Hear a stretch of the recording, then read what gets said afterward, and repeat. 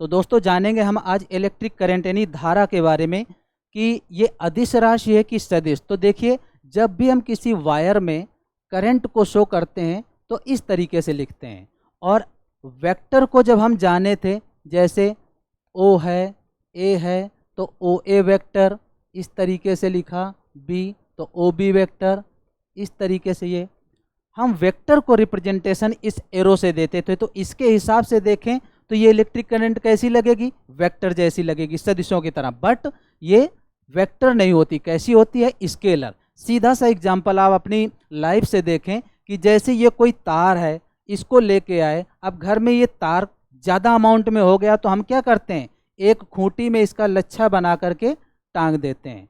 क्या ऐसा करने से इसकी वैल्यू चेंज हुई करंट की? नहीं, जितनी करंट इसमें आ रही थी वो उतनी ही आएगी।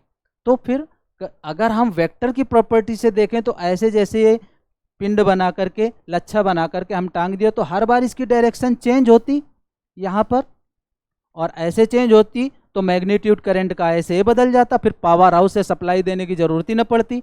तो ये क्या है, जैसे मान लीजिए कि यहाँ पर ये 3 एम्पियर करंट आ रही है और ये 4 एम्पियर करंट आ रही है, तो ये 3 + 4 एम्पियर, इट मीन्स 7 एम्पियर होगी। ये करेक्ट है, क्योंकि ये कैसा सम को रिप्रेजेंट करता है, स्केलर सम, यानी अदिश योग, यानी वैद्युत धारा जो है अदिश योग का पालन करती है। अगर ये सदिश योग के हिसाब से देखते तो ये 3 एम्पियर है, ये 4 एम्पियर है, इसको हम ऐसे बढ़ाते आगे तो ये 4 लिख सकते हैं।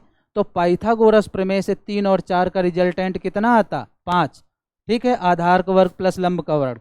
तो ये करंट की जो वैल्यू है ये वेक्टर सम को रिप्रेजेंट कर रहा है, और ये वेक्टर सम के हिसाब से वैल्यू करंट की चेंज नहीं होती। इसका मतलब ये बात क्या है, गलत है। तो इलेक्ट्रिक करंट कैसी क्वांटिटी है, कैसी राशि है, वैद्युत धारा अदिश राशि है, क्योंकि ये अदिश योग का पालन करता है, सदिश योग का पालन नहीं करता। और ये हम अपने दैनिक जीवन में उपयोग होने वाली इस तरीके से ये तार से एग्जाम्पल ले सकते हैं कि कोई भी केबल या डोरी या तार बहुत लंबा है तो उसको हम लपेट करके खूंटी में टांग देते हैं, फिर भी उसकी धारा की वैल्यू नहीं बदलती। ये बात बता रही है कि ये स्केलर सम को फॉलो कर रही है। जैसे हम रुपए पैसों का जोड़ करते हैं, 100 रुपये + 200 रुपये = 300 रुपये। ऐसा तो नहीं कि 100 रुपये पूरब दिशा में दिया, 200 उत्तर दिशा में दिया तो रिजल्टेंट 450 आ गया।